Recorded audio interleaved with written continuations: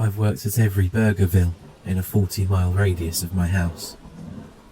Over the years, I've gotten a reputation as a good filler guy. Someone you can call on to deal with sudden absences, firings, and unwanted night shifts.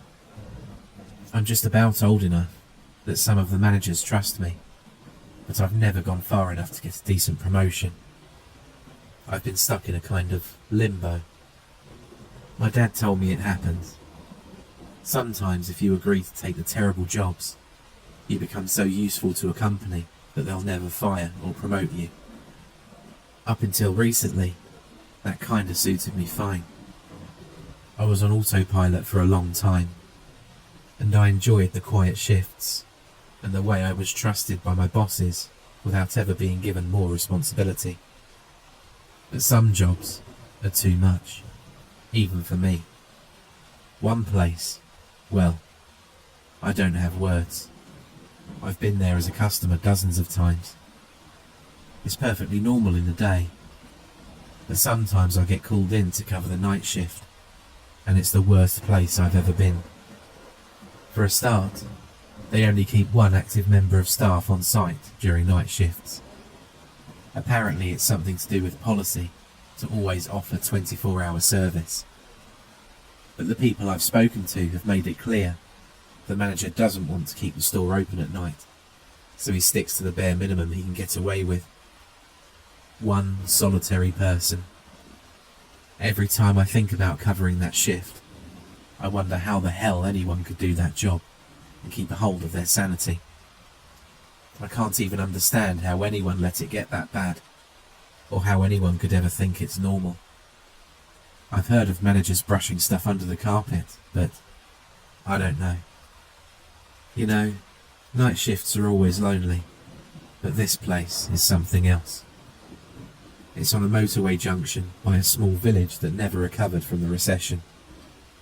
Nearby there's a petrol station that isn't staffed past 11 PM, a coffee place that never even opened its doors, and a mechanics that I'm pretty sure doesn't do a damn thing no matter what time of day it is. Oh, and a car wash that hasn't worked since the new millennium. So, come night time, it's just us. This little glassy burger joint with happy mascots and bright lights, standing like an island of bright fluorescent light in a sea of sepia darkness. Overhead, you've got a ramp that leads to the motorway. Close by are 4 dual carriageways that crisscross an enormous roundabout. Between all of that, there are speeding trucks, tricked out cars zooming past, blasting cheap electronic music, and, well, there's nothing else. No fields, no paths, no pavements, no shops, no houses, nothing. This isn't a place made for humans, it's made for cars. And I guess that's why fast food places like this survived, because the drive-thru is always busy. But at night time, it means there's this horrible atmosphere. Overhead, you can hear the cars zooming by, and there are great big lampposts that bathe everything in amber, and the occasional nighttime traveller stopping for a 3 AM cheeseburger. But that's it. I've never worked anywhere so empty. Some nights, it's just me, and I've got to be honest, it's terrifying. It's more than just loneliness. It's actually terrifying. There's something out there. It sounds stupid, but there is. The first time I turned up, the manager took me aside and told me I needed to fill a cup up with fat from the fryer and leave it by the open drive-through window. I laughed, but he just groaned, grabbed a nearby cup and filled it up anyway. He put it by the window and told me I couldn't move it. I was expecting some kind of banter, thinking it was a practical joke, but he didn't even bother.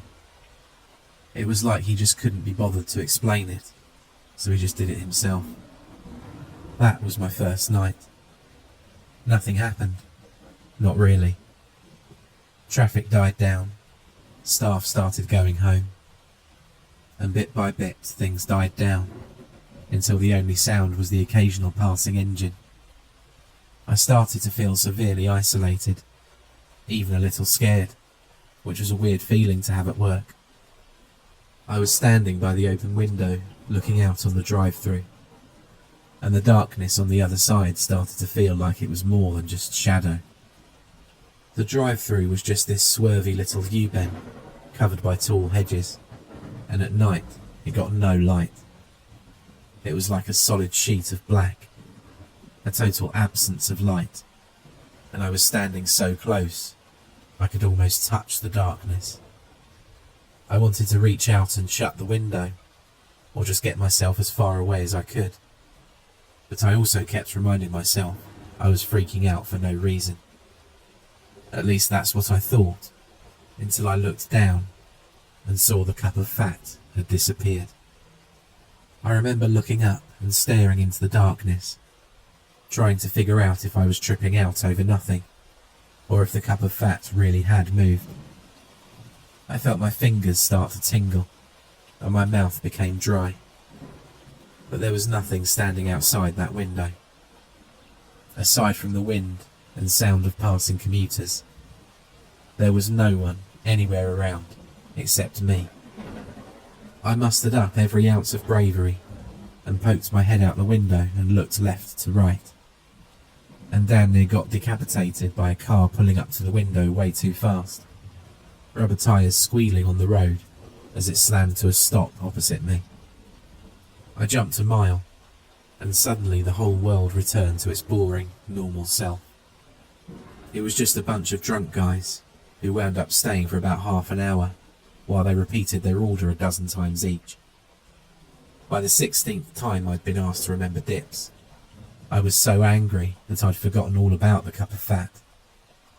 After that, I sort of just dismissed all my anxieties. The drunk guys were total idiots, but they did help me feel like my feet were back on the ground, and the rest of my shift passed nice and quickly. I hoped that would be the last of my creepy experiences in that place, but after that, things got worse. Despite telling myself that nothing had really happened, I kept filling the cup of fat and leaving it by the drive-through window. Each time I'd leave and come back to find it gone, I'd feel a little anxiety, and that made it hard to stay by the open window. I just felt like anything could reach out and grab me, like I could be standing there looking right at something and I wouldn't even know it. And the sounds. Sometimes you'd catch the faintest scrape, or shuffle, or hushed breath. It's like when you know someone's looking at you, or how you're not alone in a room. I just knew on some weird instinctual level that there really was something outside in that yawning darkness. Even if it just looked like shadows moving in darkness, I could tell that I wasn't totally alone. That's why I took to staying a little bit longer after the end of each shift, just to go look outside by the window. Most days I never saw something, but sometimes I'd see bits of the hedge looking broken or busted up. Nothing serious, just a few odd snapped twigs, but it definitely looked like someone or something big had scraped up against them. Of course, that could easily be a car or a van, so I was never sure. But sometimes I'd see the odd drop of fat running down the leaves, no more than a small drip, but enough to tell me something was out there. I even managed to get a hold of the security tapes. Unfortunately, they were poor quality, and all they show of the drive-through itself, apart from me standing in a window, is total darkness. You can't make out a thing. As for the disappearing fat shake, well, when that happens, all the camera sees is a shadow blotting out the window. When the shadow moves, the cup of fat is gone. I've stared at that grainy footage for hours, and all I ever really saw was the faintest sense of something big moving in the darkness. But even knowing what I know now, I'm still not sure that's anything more than my imagination. There are others, of course. I've heard a few strange stories. A while back, some girl supposedly went missing from her shift, but a quick Google of her name showed a news story where she'd been killed by a violent ex, although no body was found. I spoke to one guy who mentioned a kid finding a nearby drainage ditch filled with hundreds and hundreds of empty drink cups, which is supposedly where the cups of fat go. I did try looking one day, but never found anything. Then again, it's a nightmare to walk around here, especially in the day, and I can't quite bring myself to abandon my shift and go looking at night. Another story said it's common knowledge that if a fat fryer is left for long enough, things start to live in it. One day, years back, some new manager finally went in and ordered a new fat fryer, but when they emptied the old one, something black and slimy was left at the bottom. Caked in fat and looking like no animal or person anyone had ever seen, this thing slept away when no one was looking, leaving a trail of fat between the restaurant and a nearby sewage drain. I did mention this story to one manager, and he pulled one hell of a face and told me, "Yeah, I remember that, but there wasn't anything at the bottom of the fryer. Besides, nothing could have crawled because we tipped it straight into the drain anyway, so there couldn't have been a trail." Which I took to be a reasonable explanation, although someone else told me that particular manager wasn't even in on that day. But after a few days of asking around, I had enough stories to fill a book, and almost all of them conflicted in some way. None of them ever really made much sense to me. In some ways, they felt more like lazy attempts to fill in the blanks. They were just urban legends, but I wasn't happy with just tall tales. A few people even asked me, why do I care so much? And the answer was real simple. Because I had to share my shift with something, and no one could tell me what it was. Something was out there taking that cup of fat. I tried tying a string around the cup once, but came back to it rolled up neatly by the window. Another time I left one empty cup and one full cup, only to find both cups gone when I came back. Later that night, the empty one was returned, untouched, outside the front of the restaurant doors. Writing it out now, it all seems benign, playful even, but it wasn't. I know it's hard to explain, but it didn't feel playful, at least not a friendly kind of playful. For a while, I didn't have anything to back that feeling up. That is, until one night, I decided to do one more experiment. This time I left the cup further back from the window, by about 10 feet. I don't even know what I was expecting. I just wanted to try and learn something more, I guess. Something about what was taking the cup. You know, the weird thing is, looking back, I can tell that people were giving me pretty strong hints to leave it be. It just annoyed me. I go from place to place, never fitting in. They all have their in-jokes and their petty cliques. I just resented that I had to be so directly involved in this one. I mean, I had to be the one who actually put the cup out there. But no one was decent enough to explain why. I think some other frustrations got caught up in it all, and I couldn't quite bring myself to just leave it be. I never saw it, at least not all of it. What I remember more than anything was the sound. It's like the image in my head changes all the time. The details move around and the size and order of events change. But the sound was a constant nightmarish squeal. I remember that sound with perfect clarity, even as the image fades away like a nightmare on waking. When I came back in that night, having left the cup alone for a few moments, I stopped by the doorway. Nothing had appeared yet, but a hot gust of wind blew in from outside like an animal's breath. It tousled my hair, and I immediately knew something was wrong. I couldn't see outside that window, just a veil of black, but I got the sense something was pressed up close to the other side. And then, like a dream, that something reached out, groping towards the corner where I usually left the cup. It looked like a hand made of elephant skin. It was bony and gnarled, but the skin looked thick and crumpled like the hide of a rhino, except paler. And even though the arm was thin, like really bizarrely thin, the hand had these chubby fingers like an oversized kid's. You know, I nearly laughed. That can happen during shock. This thing was like a dream. It took a second or two before the fear caught up with me. And when it did, I couldn't even move a muscle. This hand just came out of the darkness and started swatting around, looking for the cup. And when it couldn't find it, it didn't just stop. It kept going. I found my heart racing as it started to strain in my direction. It reached out and slowly started to stretch. The room filled with a sound like nails on a chalkboard. And I remember thinking that none of this was possible. Even as bones and skin grew and pulled themselves out of all proportion. Muscles snapped, skin turned paper thin, revealing blue spidery veins and slick-looking flesh. And eventually, even the skin gave way, so the tattered flesh and strips of tissue hung off. I don't even know. It wasn't bone. It was black and pitted, like tar rolled into a long, thin strip. 1 foot, 2 foot, 3, and soon much more.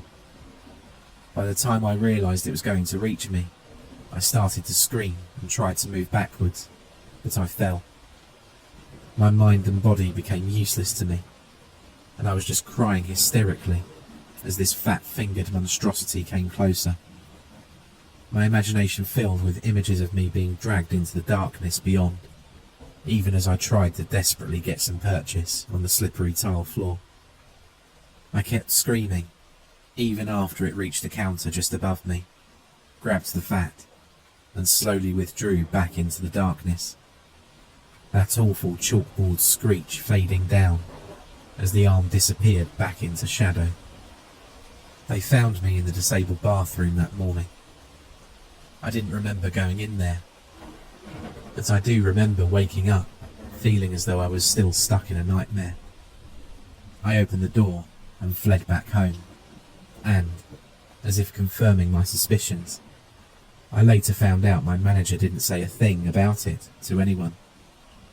When I later tried getting some CCTV footage from him, he told me it wasn't available. He knew damn well what had happened. I heard one kid whining about having to clean up after me. When I asked what he meant, he talked about the disgusting paper and rotten chicken he found all over the floor. The only thing I ever got out of the manager was when he got frustrated and snapped at me after I threatened to go to the police. "No one's been hurt for years," he cried out. And then suddenly realising what he'd said, he added, "No one's been hurt, so there's nothing to report.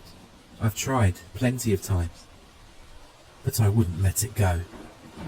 In the end, you know what he did to get me off his back? He installed bars on the window. They had a little square where you could feed some items through, and they could even be opened from the inside to let us hand out the bigger orders. And then he acted like that was it. Job done. But I remembered that hand stretching out, and those bars didn't do much to comfort me.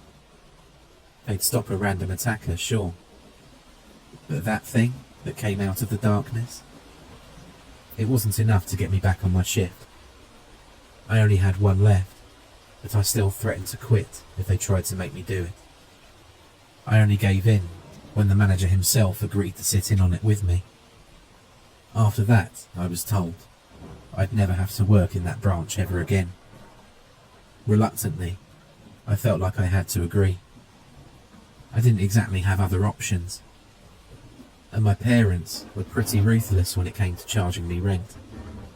Plus, I don't know, this is stupid, but I still kind of felt like I was dreaming.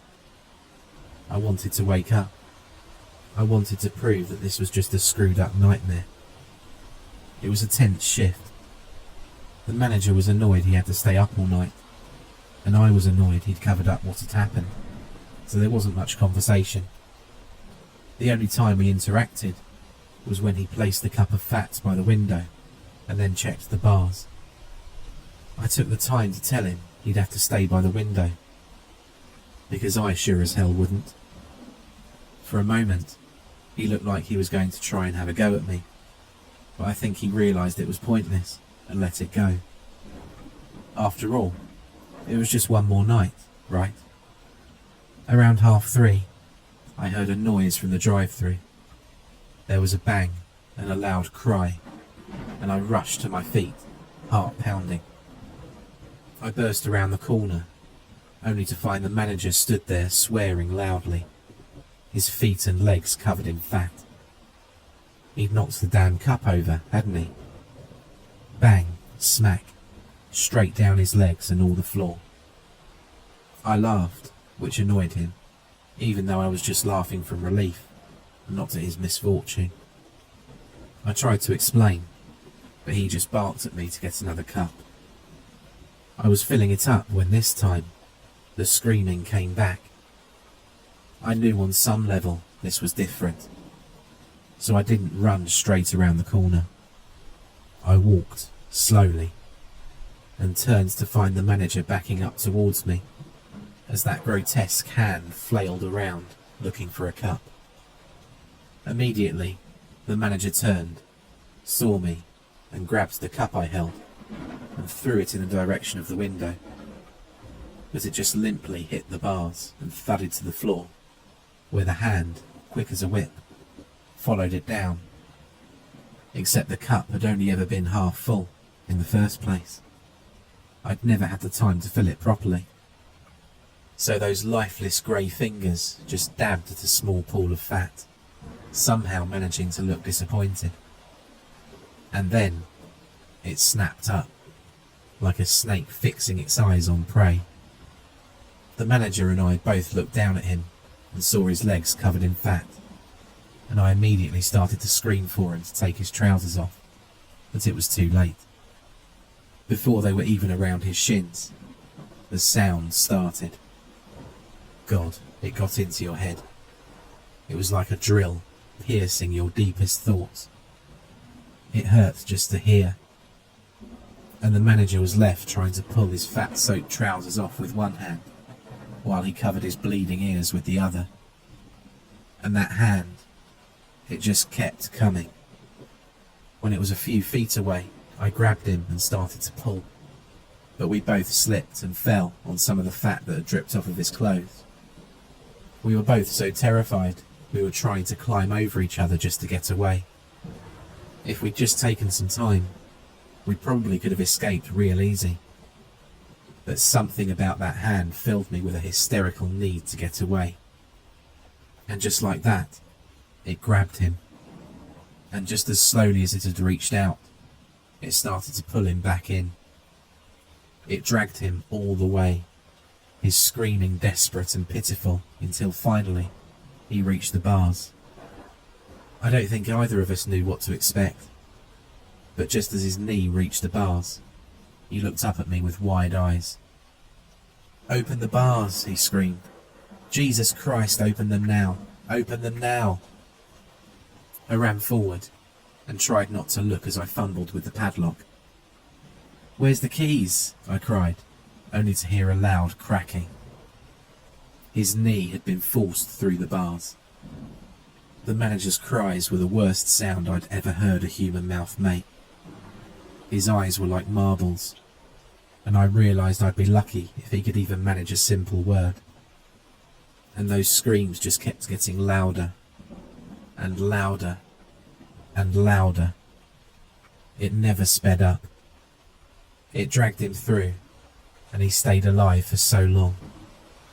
Even when it pulled his thigh through, even when loud, thunderous cracks filled the room, even when it pulled so hard, his free leg was pushed up against the side of his face. It never slowed down or sped up. And his screams, it pulled him through, all the way through. And what was left on the other side just looked like blocks of meat and bone. Eventually, something broke, and I ran screaming into the disabled toilet. When I awoke, guess what I found? Nothing. No mess, no blood. Some time ago, an article was published mentioning how the manager had gone missing. But there are a few managers in this branch, and I wonder if one of the others have got here early and cleaned up. Or maybe that thing on the other side did it. I don't know. Deep down, I'd be happy to call it all a dream. Except, do you know what I found waiting by my car that morning when I finally left? An empty drinks cup, filled with bloody fat. This wasn't the kind of fat you'd find from a fryer, no. This was more the kind you'd strip out of a cadaver, or maybe off of a piece of meat. I even heard reports of a fox being found with a bloody shoe in its mouth somewhere close by. Just yesterday, someone posted online talking about an old Burgerville uniform found blocking a drainage pipe in the village. They're still trying to get me to take over from the manager who went missing. I guess I finally found the worst job of all, and they think I'm ideal. The phone just keeps ringing, but I won't answer. It's like it's just another working hazard to be swept under the rug. But I can't. I can't possibly go back to that sound. I can't keep serving that awful thing.